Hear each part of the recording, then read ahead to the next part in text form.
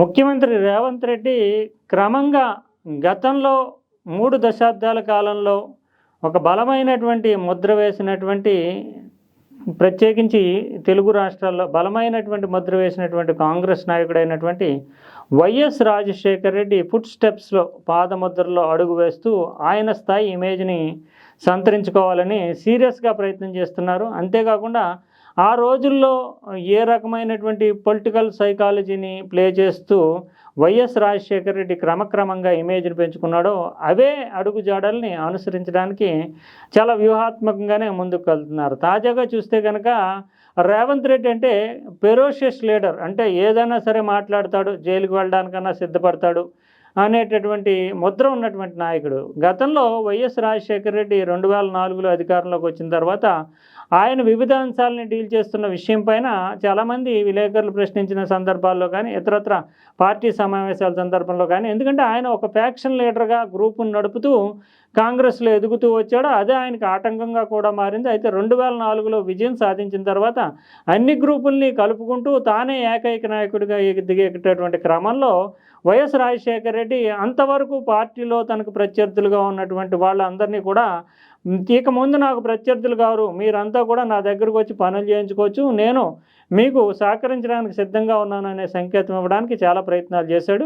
అంతేకాకుండా మిగతా అంటే ప్రత్యర్థి రాజకీయ పార్టీలతో పోరాటం తప్ప కాంగ్రెస్లో ఉండేటటువంటి వాళ్ళు ఎవరితోటి కూడా పోరాటం ఉండదు స్పష్టంగా ఆయన చెప్పడానికి ఆయన ప్రయత్నం చేశాడు. అంతకుముందు అయితే చాలా గ్రూపులు ఉండేవి. ఎందుకంటే ఎం సత్యనారాయణ గ్రూపు, డిఎస్ గ్రూపు, వి హనుమంతరావు గ్రూపు, ఇలా రకరకాల గ్రూపులు తెలంగాణలో పర్టికులర్లీ రాజశేఖర రెడ్డికి వ్యతిరేకమైనటువంటి గ్రూపులు అండి. రాయలసీమలో ఆయన కొంచెం పట్టు సాధించగలిగినట్టు ఇప్పటికీ రాయలసీమలో కూడా దివాకర్ రెడ్డి గ్రూపు వేరేగా ఉండడము, తర్వాత కోస్టల్లో అయితే చెప్పలేనటువంటి గ్రూపులు ఉండేవి. అయినప్పటికీ కూడా రాజశేఖర రెడ్డి పాదయాత్ర ద్వారా ఒక ఇమేజ్ తెచ్చుకుని పార్టీని విజయపథంలో నడపడంతో ముఖ్యమంత్రి పీఠం దక్కించుకున్నారు. ఆ తర్వాత ఈయన మిగతా గ్రూపులన్నీ కూడా కలిసి రావాలనే వ్యూహంతో వైఎస్ రాజశేఖర రెడ్డి తనకి కోపం అనే నరం తెగిపోయింది, ఇప్పుడు ఎవరిని చూసినా కూడా తాను కోపపడేది లేదు, గ్రూపులు కట్టేది లేదు అంటూ బహిరంగంగా ప్రకటన చేయడమే కాకుండా తనకు ప్రత్యర్థులుగా ఉన్న వాళ్ళకి అనేక విధాలుగా గ్రూపుల నాయకులకి, ప్రత్యర్థి గ్రూప్ నాయకులు అంటే తన పార్టీలోని ప్రత్యర్థి గ్రూప్ నాయకులకి రకరకాల రూపాల్లో సాయం చేస్తూ వీళ్ళంతా కూడా నా మనుషులు అన్నట్లుగా ఇమేజ్ మేకోవర్ చేసుకున్నాడు. ఇప్పుడు కాంగ్రెస్ పార్టీ అప్పటికీ ఇప్పటికీ కూడా ఆ గ్రూపులు అనేటటువంటి సంస్కృతి నుంచి ఎక్కడా బయటపడలేదు.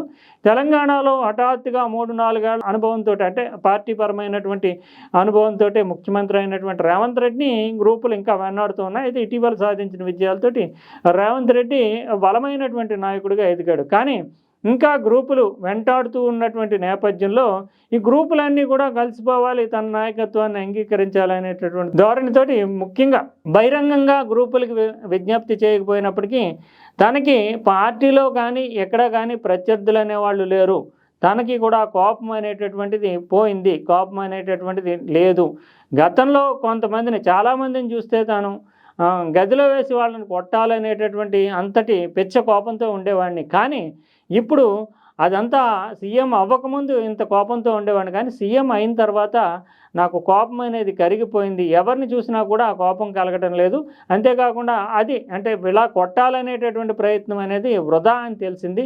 అందువల్ల నేను మారిన మనిషిని, గతంలో ఉన్నటువంటి ముఖ్యమంత్రి కాకముందు ఉన్నటువంటి రేవంత్ రెడ్డి వేరు, ఇప్పుడు ముఖ్యమంత్రి అయిన తర్వాత ఉన్నటువంటి రేవంత్ రెడ్డి వేరు. నాకు ఇప్పుడు ఏమీ కూడా ఎవరి మీద కోపం లేదు, తాను అభివృద్ధి ఎజెండా ఆ ప్రకారం కాంగ్రెస్ పార్టీ ఎజెండా దీని ప్రకారమే నడవడానికే సిద్ధంగా ఉన్నాను, ఆ దిశలోనే సాగుతుంది తన ప్రయాణం అంటూ రేవంత్ రెడ్డి తాజాగా అందులోని డీసీసీ అధ్యక్షుల సమావేశంలో, డీసీసీలో కూడా రకరకాల గ్రూపుల నుంచి మళ్ళీ డీసీసీ అధ్యక్షులు అయినటువంటి వాళ్ళు కూడా ఉన్నారు. పీసీసీ నేతృత్వంలో జరిగినటువంటి డీసీసీ అధ్యక్షుల సమావేశంలో మాట్లాడుతూ పార్టీ పరంగా తనకు ఉండేటటువంటి అవగాహన, తనకి ఎవరి పట్ల కూడా కోపం అనేది లేదు, గతంలో ఎవరితోటైనా విభేదించడం అంటూ స్పష్టంగా చెప్పారు. అంతేకాకుండా ఈ సందర్భంగా కొన్ని విషయాలు కూడా చెప్పారు. ఈ వీళ్ళు పని చేసుకుపోవడానికి, కొత్తగా డీసీసీ అధ్యక్షులు అయినటువంటి వాళ్ళు పని చేసుకుపోవడానికి అనేక ఆటంకాలు ఉంటాయి. అంటే కాళ్లకు కట్టెలు అడ్డం పెట్టడం అనేది political game plan, political game rule. అంటే ఏదైనా సరే అక్కడ ఎంత పని చేద్దాం అనుకున్నా సరే ఎవరో ఒకళ్ళు కాళ్ళకి కట్టెలు అడ్డుపెట్టి ముందుకు నడవకుండా రాజకీయాల్లో అడ్డుపడడం అనేది ఒక సహజమైనటువంటి పరిణామం. ఆ కట్టెలను పక్కకు తీసి ముందుకు నడుచుకుంటూ పోవాలి తప్ప ఇది ఈ గేమ్ రూల్ అనేది పొలిటికల్‌లో సాధారణమైనటువంటి విషయం అంటూ డీసీసీ అధ్యక్షులకి ఒక సందేశం ఇచ్చారు. ఖచ్చితంగా పొలిటికల్ గేమ్ రూల్‌లో ఇది నిజంగానే అది ప్రత్యర్థులు కావచ్చు, పార్టీలో వాళ్ళు కావచ్చు, ఎప్పుడైనా సరే ఒక వ్యక్తి ముందుకెళ్తున్నాడంటే కాళ్ళకి కట్టెలు అడ్డం పెట్టి పడగొట్టడానికి ప్రయత్నించడం అనేది ఒక సహజమైనటువంటి విషయం. తాను కూడా అలాంటి వాటినన్నిటిని ఎదుర్కొంటూ కట్టెలను తొలగించుకుంటూ ముందుకెళ్ళానని తన విజయ రహస్యాన్ని ఈ సందర్భంగా రేవంత్ రెడ్డి వెల్లడించారు. ఏదేమైనప్పటికీ ఈ కోపం నరం తెగిపోవడం అనేది ఆయన ఇచ్చినటువంటి సందేశము కాంగ్రెస్‌లో వర్గాలకి ఏ రకంగా అందుతుంది? వాళ్ళు సీఎంని ఓన్ చేసుకుంటారా లేదా? భవిష్యత్తులో వైఎస్ లాంటి లెజెండరీ లీడర్‌గా రేవంత్ రెడ్డి ఎదుగుతాడా లేదా అనేది కాలమే సమాధానం చెప్పాలి.